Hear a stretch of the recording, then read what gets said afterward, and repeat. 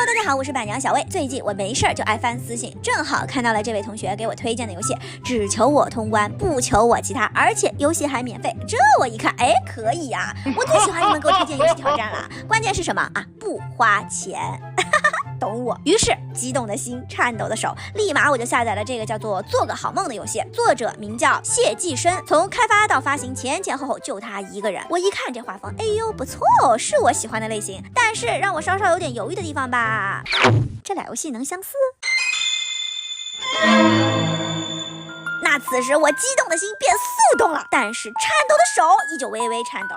那么游戏一开始啊，几个硕大的红字出现在了我的眼前。怎么说呢？就是让我离开这里，离开这个一睁眼红彤彤绿油油的粉色小屋。我们主角一睁眼就把旁边站着的人激动坏了，立刻现在马上就要飞奔出去给我们买东西。那买的东西一个是小熊饼干，另一个也是小熊饼干。哎，你这不废话吗？但是奇怪的是啊，有一个小熊饼干是红色的字体，和开头的字体一毛一样。我懂了，这是草莓味的小熊饼干。抱歉啊，我只爱吃原味的。说完之后，男人离开了，放我一个人探索这世界。房间内有很多东西可以互动，就比如一个暂时打不开的柜子，一个很可爱的熊熊。那抱着好奇的心理以及不忘初心的使命感，我决定探索一下地图。墙上有一句话，如果饿了可以先去厨房拿点吃的啊，想必是厨房肯定有我爱吃的大熊饼干。但是事事不如我愿啊，厨房能找到的就是一把刀和一块蛋糕，刀我不拿，蛋糕我也不吃。于是接下来就陷入了我开房间没钥匙，我找东西没东西的境地。更是在我穿过几道门之后，我的脑海里开始闪现出来刚刚那个男人的声音。需要我重复一遍吗？乖乖待在家里就好。你好像不听话。此时我的逆反心理达到了巅峰，听谁？天王老子来了我也不听。然而突然来的精神污染攻击让我虎躯一震，我去，吓我一跳。男人又开始问我了，你想要离开？当我点下是的一瞬间，你们猜发生了什么？震惊我3年啊！我又回到了早上刚醒的模样啊！接下来依旧选择白色小熊饼干，依旧来到了刚才的那个门。但是如果我选择了我不想逃出去，那我就会回到房间继续被困在这里。我懂了，纯卡关了吗？这不是。唯一能改变的就是回到厨房，拿上之前互动的那把刀。接下去果然有了新的发展，红色字体提醒我要打开小熊，拿到钥匙，然后开启锁住的门，来到新的地图。这里是一个不像房间的房间，青山绿水，鸟叫蜂鸣，有一棵大树坐落其中。那接下来呢？我又继续开始解谜，准备逃离这里。故事发展到这里，似乎红色的字体一直在帮助我们，而那个男人却只想让我们乖乖躺在床上。所以我决定啊，一定要凭借我的智慧逃出这里，不能让坏人得逞。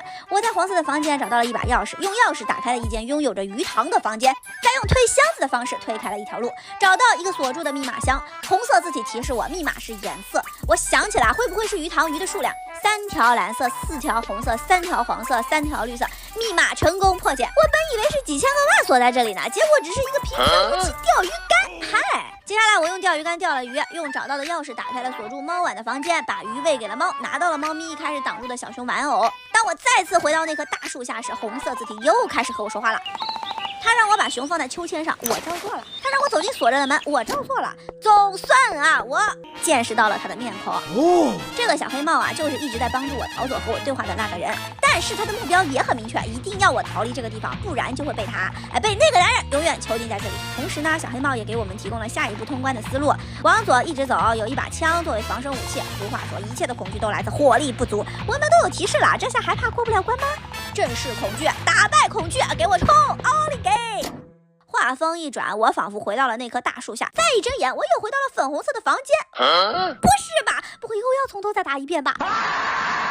还好这次故事还在继续发展，房间门被锁上了，男人回来了。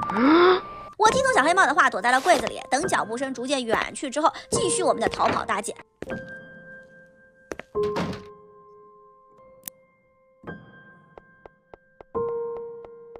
It was at this moment that he knew he fucked up. 完了呀，这男的搞偷袭，他个小垃圾，专门在这儿等我出来呢。又是一个精神攻击，这下让我不得不佩服这个作者的脑洞。回到剧情，接下去的男人对我们主角不断洗脑，具体话术我总结为3个字 PUI。作为正常人，这对话看都不用看，咱就是拒绝 ，no， 说什么都 low。但是让我没想到的是，男人突然说了一句你是在被什么人操控着吗？不对劲儿了啊，不对劲儿了啊，兄弟们，这句话怎么听怎么像是在对我、对玩家在说话。你看看，果然是这样。这突如其来的次元壁突破，你们能懂我感受吗？再加上此时的 BGM 和背景的精神攻击，别说话了，我得赶紧跑呀！这里看起来是个地下迷宫，但是机智的我一瞬间就找到了逃出去的路。当穿过一扇门之后，终于发现了那把枪。什么妖魔鬼怪，只要等我武装起来。哎，枪居然不见了！而接下来的剧情又开始震惊我3年。男人拿了枪抓了小黑帽，对不起，我想做个好人，但是这个存档可能真的要凉凉了，尤其是让我选择开不开枪，这你不是纯纯有病吗？有的选吧我一边不想害死一路帮助我们的同伴，另一边也不想就此放弃这个游戏，于是。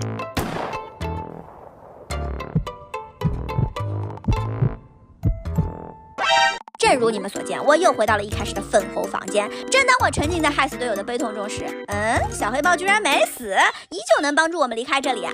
这太好啦！游戏继续。我走出房间，前往最右边的大门，逃离这里。这一路上不停刷新无数个男人来和我面对面，只要碰见我，那就又回到了起点。但是我的心意已决，一路上不管再艰难，再重开多少次，我都只有一个信念，不能辜负一个好人，也不能放过一个坏人。小黑帽还活着，对我来说是极大的欣慰。这次我一定会把握住机会，一口气逃离这里。挑战时间过长，我就给大家展示一下左右为难的场面吧。当时的我真的想要结束游戏，放弃本期挑战，但是最终我还是一路杀到了终点。当我终于以为我能逃离这里时，剧情又再一次反转。在我说出我一定要离开这里时，曾经对我很包容的那个男人居然向我开了枪。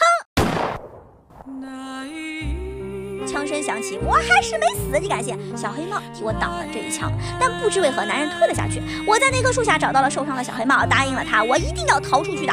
虽然不知道究竟是为了什么，但是往前走不就知道了吗？我来到厨房，拿上另一把枪，开始了和那个男人最终对决。只是这次是我本人玩游戏的王小薇和男人的最终对决。没错，次元壁又突破啦！男人跳过女主，发现了屏幕背后操控方向盘的我，一直控诉我在破坏他和女主的世界。他相信逃离这一切不是女主的意愿。不过这个时候，还有谁在意是我想让他逃出去，还是他自己想逃出去呢？男人任何的威胁已经对我起不了作用了，我还是操控着女主一路向前。发现化疗没有用，男人又开始将矛头指向了小黑帽。他控诉小黑帽洗脑了女主，控诉女主这么可笑，就被不认识的小黑帽利用。最终，不管是女主的选择还是我的操控，我们一起来到了通往真相的大门。这一次，男人选择了放手。那屏幕面前的你们觉得我逃出去了吗？